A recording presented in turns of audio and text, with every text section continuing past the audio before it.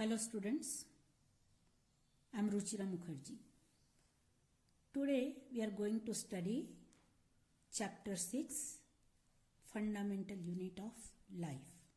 Fundamental Unit of Life, that is cell. So we have studied about the diversity in shape and size of cells of both unicellular and multicellular forms of organisms. We also studied that in the year 1665, Robert Hooke gave the name cell to those compartments that he observed in a thin section of cork. So students, discovery of cell.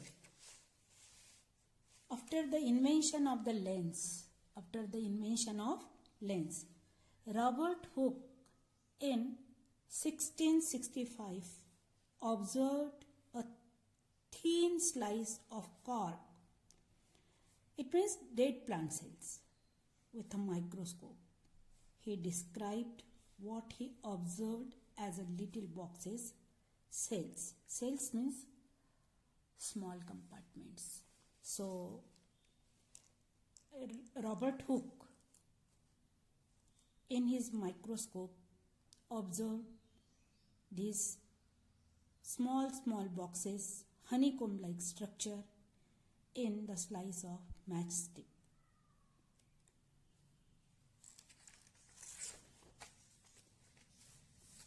Anton von Leeuwenhoek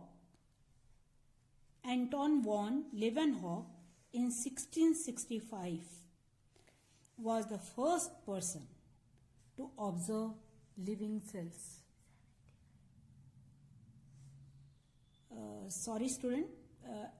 Anton von Leeuwenhoek in 1675.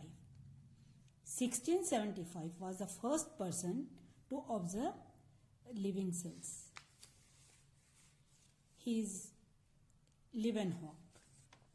So student, these activities are given in your books. You have to do it by yourself. Then I will tell you about the different types of cells. Different type of cells. This is nerve cell. This is nerve cell. Muscle cell, striated muscle, smooth muscle and cardiac muscle. This is bone cell. Cells of glands, blood cells and reproductive cells. Our next topic is studying cells, the typical cells. So the typical cells means cell of plants and animals. So students, this is typical plant cell and this is typical animal cell. This is typical animal cell. I will show you the electron microscopic structure of animal cell. This is electronic microscopic structure of animal cell. So students, we can see what organelles are there inside the cell. This is plasma membrane, ribosomes, rough endoplasmic reticulum. This is nuclear membrane. This is nuclear envelope, nuclear membrane. These are chromatin and inside the nucleus there is nucleolus. So nuclear envelope, chromatin and nucleolus. These three organelles are found inside the nucleus. This is flagellum, a tail-like structure, and this is peroxisome, centrioles, microfilaments, microtubules, lysosomes, and Golgi apparatus. And this is very important structure organelle, that is mitochondria. And this is plant cell. So almost all the things are found in plant cells, like animal cells. Plant cells have also all these organelles, but there is one more thing in plant cell, that is cell wall. Cell wall is present in plant cell. This cell wall is present in plant cell, which is absent in animal cell. And chloroplast is present in plant cell. It is not found in animal cell. Chloroplast is not found in animal cell. And one more difference is that the size of vacuole is very big in plant cell, but it is of very small size in animal cell. Now students, we will study about endomembrane system and cell parts. Endoplasmic reticulum, Golgi body,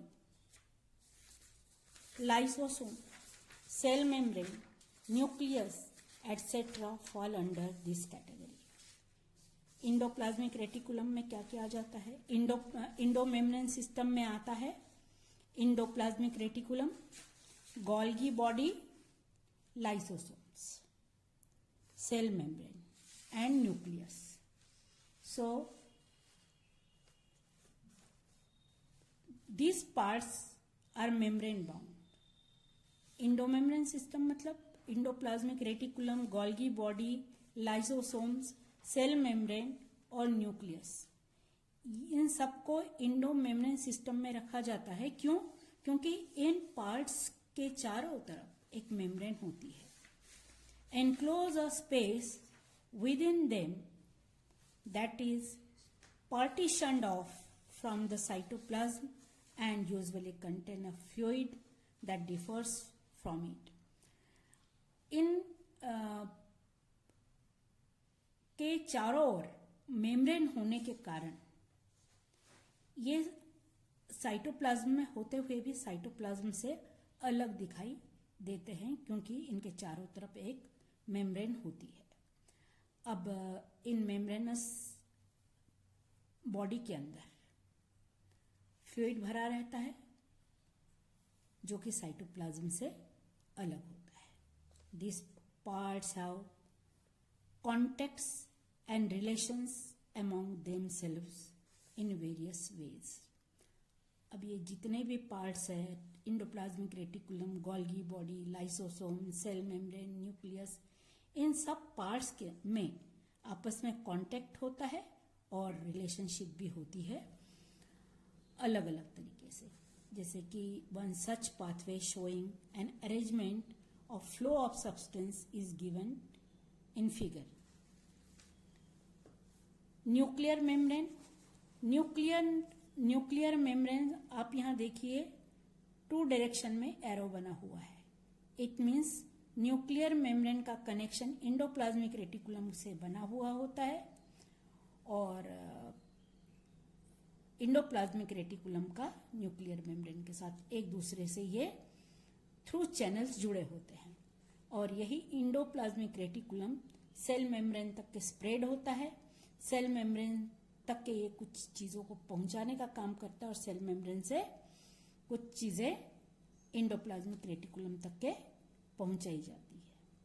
उसी तरीके से endoplasmic reticulum से Golgi body का contact होता है, Golgi body का endoplasmic reticulum के साथ कांटेक्ट होता है. उसी तरह से गोल्गी बॉडी का लाइसोसोम के साथ और लाइसोसोम का कांटेक्ट गोल्गी बॉडी के साथ होता है. So the interrelationship of some of the parts of endomembrane system. ये जो डायग्राम है ये आपको रिलेशनशिप शो कर रहा है इंडोमेम्ब्रेन सिस्टम और पार्ट्स की आपस में. Now student, I will tell you about the cell membrane. Cell membrane, it is a bi-layered structure. Cell membrane, all the cells are covered with cell membrane. Actually, cell membrane is the boundary wall of the cell. Structure of cell membrane. Phospholipid bilayer with proteins that function as a channels, markers and receptors. Also contains cholesterol which provides rigidity. अब ये जो cell membrane का structure है ये बाइलेयर्ड होता है और ये फॉस्फोलिपिड्स से बना हुआ है.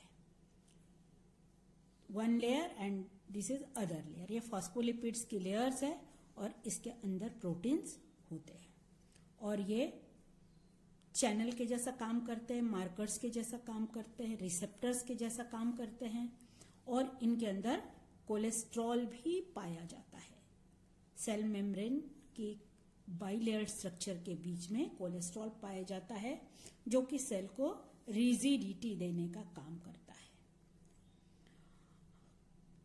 अब what is the function of cell membrane? Cell membrane is selectively permeable boundary between cell and external environment. Selectively permeable का मतलब क्या है? सेल मेम्ब्रेन से सेल मेम्ब्रेन जो है वो सेल का आउटर मोस्ट पार्ट है. इस सेल मेम्ब्रेन सेल को चारों तरफ से घेर कर रखती है और फ्रॉम आउटसाइड द सेल सिर्फ कुछ ही मटेरियल्स को परमिशन देती है अपने सेल के अंदर एंटर करने की और सेल मेम्ब्रेन के द्वारा सेल के अंदर से सेल के बाहर कुछ मटेरियल भिजवाए जाते हैं, लेकिन वो सिलेक्टेड मटेरियल्स होते हैं. सब चीज़ें न तो सेल मेम्ब्रेन से बाहर जा सकती है ना आउटसाइड ऑफ द सेल से सेल के अंदर आ सकती है. इसीलिए सेल मेम्ब्रेन को सिलेक्टिवली परमिएबल मेम्ब्रेन कहा गया है और ये सेल मेम्ब्रेन जो है एक बाउंड्री के जैसा काम करती है सेल और एक्सटर्नल एनवायरनमेंट के बीच में. Now student, cell wall.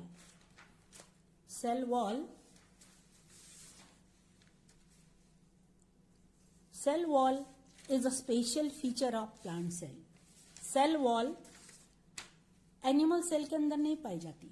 Cell wall जो है वो प्लांट सेल में ही पाई जाती है. प्लांट सेल का स्पेशल फीचर है. सेल वॉल जो है वो प्लांट सेल का स्पेशल फीचर है. Animal cells usually lack covering outside the cell membrane. अब सेल वॉल क्या होती है? सेल मेम्ब्रेन प्लांट सेल में भी पाई जाती है, एनिमल सेल में भी पाई जाती है.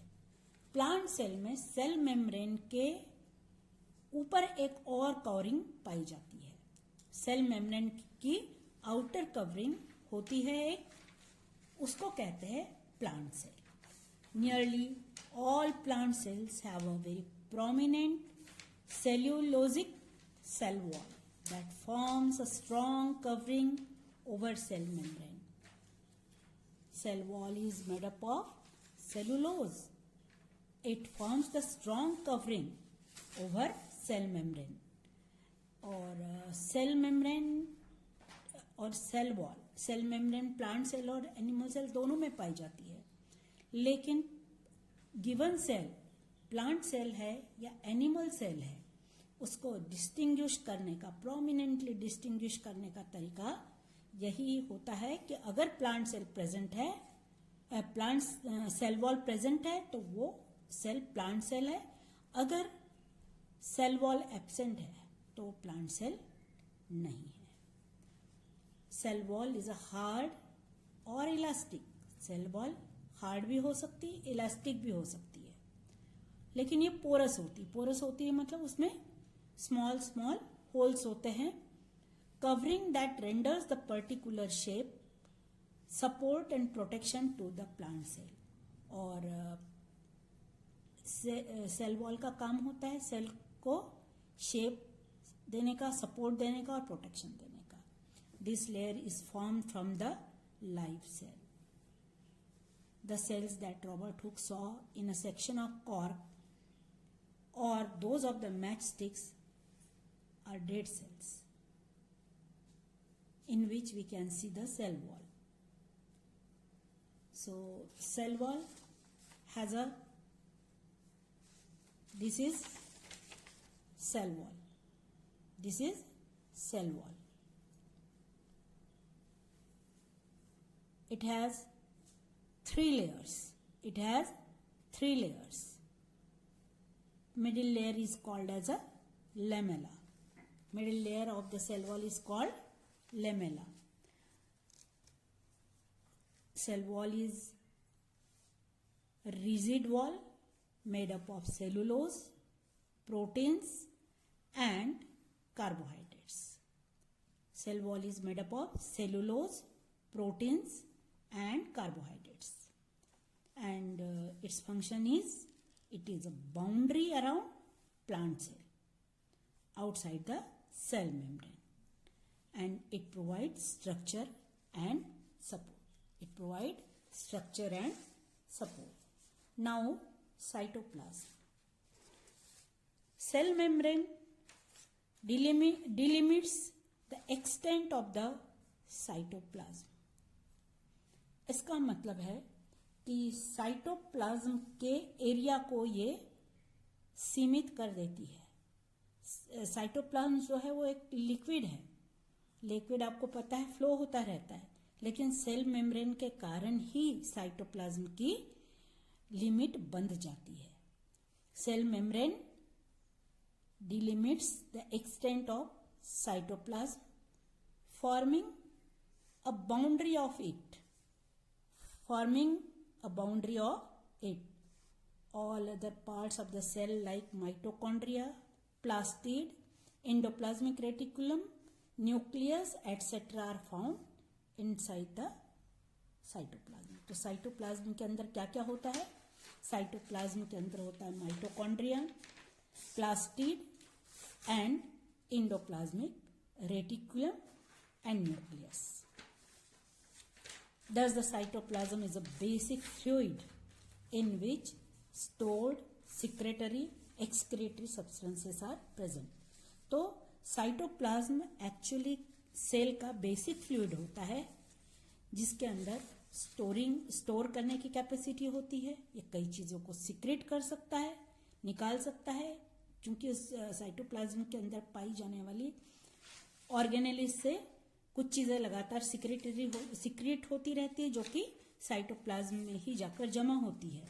एंड कुछ चीज़ों से कुछ ऑर्गेनेलिस से कुछ सब्सटेंस एक्सक्रीट होते हैं, वो भी साइटोप्लाज्म में ही पाए जाते हैं. इस तरीके से cytoplasm is a basic fluid in which stored secretory and excretory substances are present. The water content of cytoplasm is usually large. Cytoplasm के अंदर वाटर कंटेंट बहुत ज़्यादा होता है. See student, this is cell membrane. This is cell membrane. And this is nucleus. This is nucleus. It is covered with nuclear membrane. And between cell membrane and nuclear membrane there is a fluid substance, and this fluid is cytoplasm. This fluid is cytoplasm. So cytoplasm, structure of cytoplasm, it is gelatin like fluid that lies inside the cell membrane, and its function is It contains salts, minerals and organic molecules, and it surrounds the organelles. Now students, nucleus. Robert Brown saw a structure in the center of the cell which he named nucleus in the year 1831. This is a very important part of the cell. सबसे पहले nucleus को Robert brown ने देखा था cell के अंदर इन the year 1831. Nucleus को सबसे पहले किसने पहचाना? रॉबर्ट ब्राउन ने 1831 में. और न्यूक्लियस जो है वो सेल का बहुत ही इंपॉर्टेंट पार्ट होता है.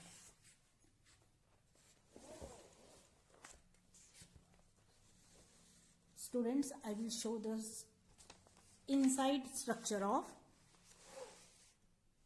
nucleus. Nucleus is a sphere. Nucleus is a sphere. Sphere spherical structure होता है that contains another sphere called a nucleolus. Nucleus खुद स्पेरिकल शेप का होता है और न्यूक्लियस की जब न्यूक्लियर वॉल को हम खोल करके देखेंगे तो उसके अंदर आपको एक और स्पेरिकल सब्सटेंस दिखाई देता है, स्फीयर लाइक सब्सटेंस दिखाई देता है, वो है न्यूक्लियोलस. और what is the function of nucleus? It is the storage centre. Nucleus is a storage centre of cells DNA. DNA जो है वो न्यूक्लियस के अंदर ही पाए जाते हैं और न्यूक्लियस जो है वो सेल के सारे फंक्शंस को न्यूक्लियस ही मैनेज करता है. Nucleus manages cell functions. Now students, endoplasmic reticulum. You will find an extensive network of tubes and vesicles, small rounded bag-like structures in figure A, 5A and B. 5A and 5B. This is figure 5A and this is 5B. So students, endoplasmic reticulum is a network of tubes. It is a network of tubes and vesicles. ये vesicles क्या होते हैं? Vesicles होते हैं small round bag like structure. और जो endoplasmic reticulum है ये न्यूक्लियस से लेकर के सेल मेम्ब्रेन तक एक्सटेंड होता है. न्यूक्लियस से लेकर सेल मेम्ब्रेन तक के एक नेटवर्क फैला हुआ है, जाल के जैसा बिछा हुआ है, जिसको कि एंडोप्लाज्मिक रेटिकुलम कहा जाता है. और आप फिगर 5A और फिगर 5B में उसको देख सकते हैं. When observed under electron microscope it appears rough at some places and smooth at others. Figures also shows rough and smooth endoplasmic reticulum. Rough endoplasmic reticulum has ribosomes on its and helps in the synthesis of protein. Smooth endoplasmic reticulum helps in the synthesis of fat. So endoplasmic reticulum को जब electron microscope में देखा गया तो endoplasmic reticulum के दो तरह के स्ट्रक्चर दिखाई दिए. एक का नाम है रफ एंडोप्लाज्मिक रेटिकुलम. ये रफ मतलब एंडोप्लाज्मिक रेटिकुलम के ऊपर बहुत सारे छोटे छोटे छोटे छोटे ग्रैन्यूल्स दिखाई देते हैं और उसका स्ट्रक्चर इसके कारण रफ दिखाई देता है।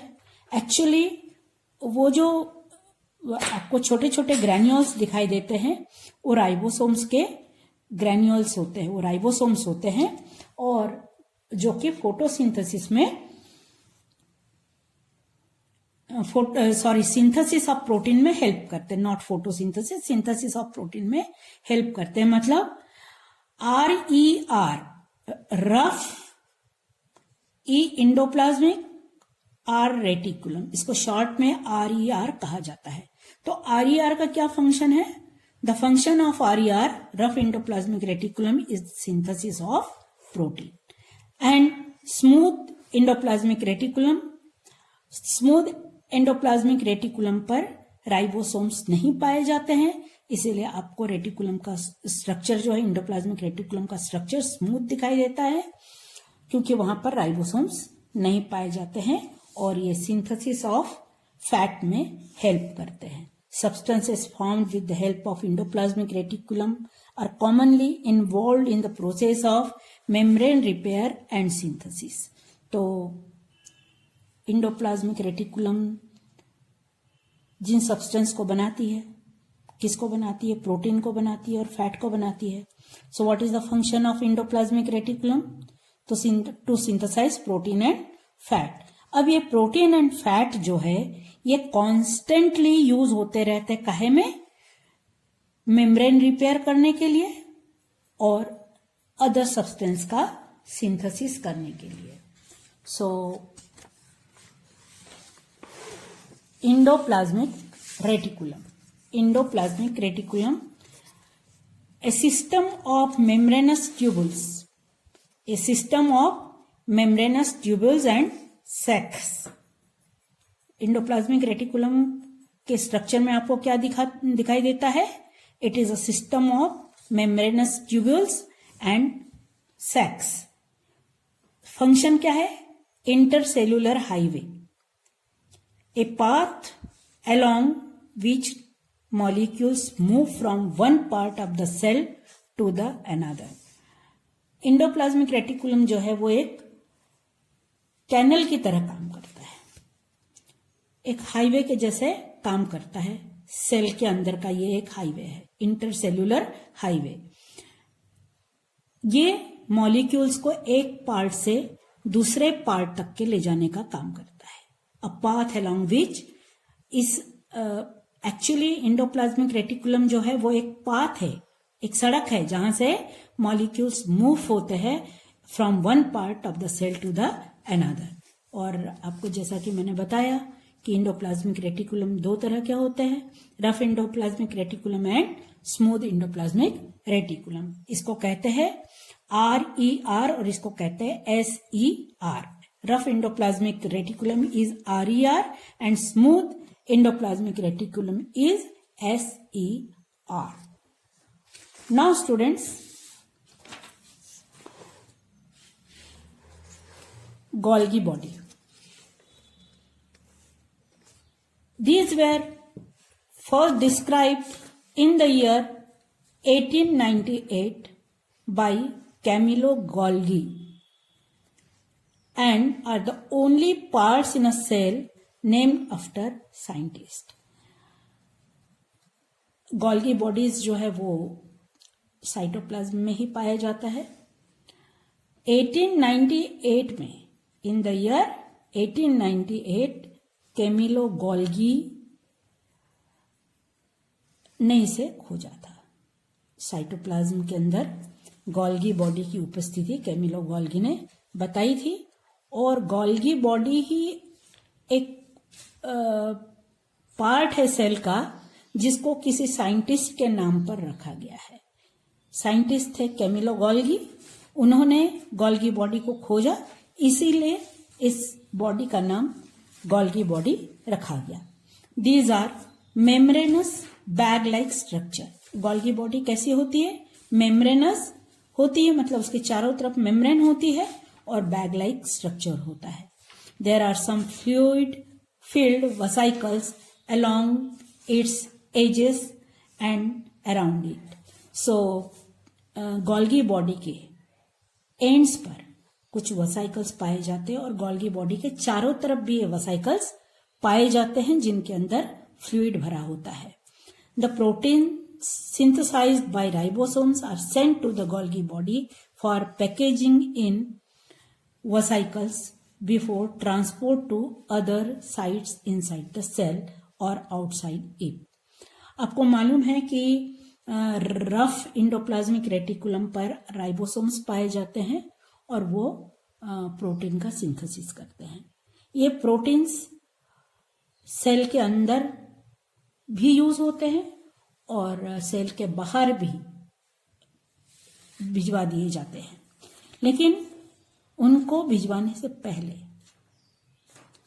उनकी पैकेजिंग की जाती है और वो इंडोप्लाज्मिक रेटिकुलम से होते हुए वसाइकल तक के पहुंचते हैं जो कि गोल्गी बॉडीज के दोनों एंड पर पाए जाते हैं या तो अराउंड द गोल्गी बॉडी पाए जाते हैं. वहां पर ये जाकर के पहले स्टोर किए जाते हैं. उनको वहां पर वसाइकल्स के अंदर स्टोर कर दिया जाता है, उनके पैकेजिंग की जाती है और फिर आवश्यकता के अनुसार जहां जहां जब जब प्रोटीन्स की आवश्यकता पड़ती है तब उन वसाइकल्स के द्वारा इन प्रोटीन को वहां से अदर पार्ट्स में सेंड किया जाता है. The number of Golgi bodies are often cell to cell. अब ये गोल्गी बॉडीज कितनी रहेंगी, ये अलग अलग सेल में अलग अलग मात्रा में होती है. Secretory cells often have large numbers of them. जिन सेल से कुछ सिक्रीशंस निकालने होते हैं या निकलते हैं, ऐसे सेल्स में गोल्गी बॉडीज ज्यादा होती है. सेल के अंदर ज्यादा मात्रा में गोल्गी बॉडीज पाई जाती है. आपको जो डायग्राम दिखाया जाता है या आप जो बनाते हैं उसमें जनरली आप वन गोल्गी बॉडी शो करते हैं, लेकिन ऐसा नहीं है.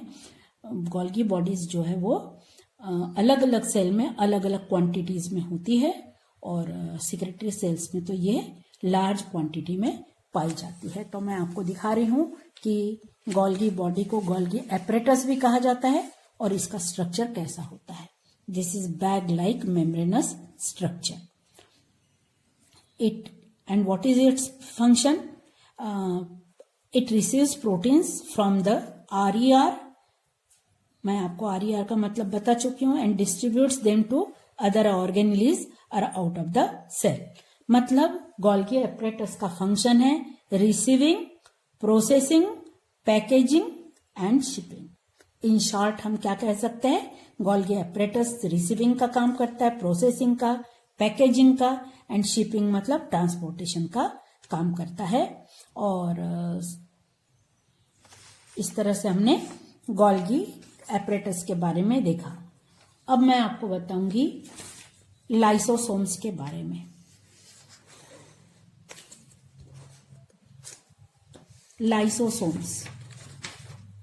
Lysosomes, there are some lethal substances present in the cells that have the ability to digest the entire cell. Lethal मतलब खत्म कर देने वाले, मृत्यु तक पहुंचाने वाले, टॉक्सिक, विषैले. तो लाइसोसोम्स जो है ये क्या होते हैं, these are lethal substances present in the cell that have the ability to digest the entire cell. Lysosome cell के अंदर ही पाया जाता है, लेकिन इन लाइसोसोम्स में एक ऐसी एबिलिटी होती है कि ये एंटायर सेल मतलब पूरे के पूरे सेल को डाइजेस्ट कर सकते हैं. How is it that the cell is not affected by them normally. अब ये जब लेथल होते हैं और सेल के अंदर ही पाए जा रहे हैं, फिर उस समय सेल उनसे अफेक्टेड क्यों नहीं होता है, तब सेल खत्म क्यों नहीं होता है. This could be answered with discovery of lysosomes, which were found to be membrane-bound bodies that contain the lethal substances. अब इसका रीजन यह है कि लाइसोसोम्स लेथल सब्सटेंसेस है, लेकिन इसके चारों तरफ जो है एक मेम्ब्रेन पाई जाती है. तो वो जो लेथल सब्सटेंस होता है, लाइसोसोम्स में, वो एक बाउंड्री से कवर्ड है, एक मेम्ब्रेन से कवर्ड है, और इसीलिए वो सेल को अफेक्ट नहीं कर पाता है. Thus, in a normal condition, these substances were not in contact with other substances of the cell. तो इस तरीके से नॉर्मल कंडीशंस में ये दूसरे सब्सटेंस के साथ कांटेक्ट में नहीं आते हैं. The lysosomes destroy certain substances that are produced in the cell or may gain entry into them that are harmful. तो ये लाइसोसोम्स जो होते हैं उन सब्सटेंस को डिस्ट्रॉय करता है जो कि सेल के अंदर प्रोड्यूस होते हैं, जो एंटायर सेल को, पूरे के पूरे सेल के लिए नुकसानदेह हो सकते हैं. उन्हीं सेल का ये डाइजेशन कर देता है. Lysosomes themselves may be destroyed in this process. और दूसरे सब्सटेंस को डिस्ट्रॉय, हार्मफुल सब्सटेंस को डिस्ट्रॉय करने की प्रोसेस में लाइसोसोम्स खुद भी डिस्ट्रॉयड हो जाते हैं. They are also capable of digesting the whole cell. ये पूरी की पूरी सेल को खत्म कर सकते हैं. Thus they are called suicidal bags. इसीलिए लाइसोसोम्स को suicidal bags of the cell भी कहा जाता है. और अब मैं आपको वैक्यूल्स के बारे में बताऊंगी. Vacuoles which is the largest part in the plant cell. आप फिगर 5A में देखेंगे, प्लांट सेल में आपको वहां पर वैक्यूल का साइज बहुत बड़ा दिखाई देगा. इसका मतलब जो है वैक्यूल्स जो है प्लांट सेल में एक 2/3 पार्ट सेल का घेर लेते हैं, लार्जेस्ट पार्ट सेल का घेर लेते हैं. Fluid filled bodies of various shapes that usually contain storage products are called as a vacuoles. इनके अंदर स्टोरेज मटेरियल भरा हुआ होता है. And usually animal cells have smaller vacuoles as compare to the plant cells. और animal cells में पाए जाने वाले वैक्यूल्स प्लांट सेल की अपेक्षा बहुत छोटे होते हैं. सो स्टूडेंट्स, आज का टॉपिक मैं यहीं पर खत्म करती हूँ. नेक्स्ट वीडियो में मैं आपको फंक्शंस ऑफ एंडोमेम्ब्रेन सिस्टम बताऊंगी. Thank you for listening.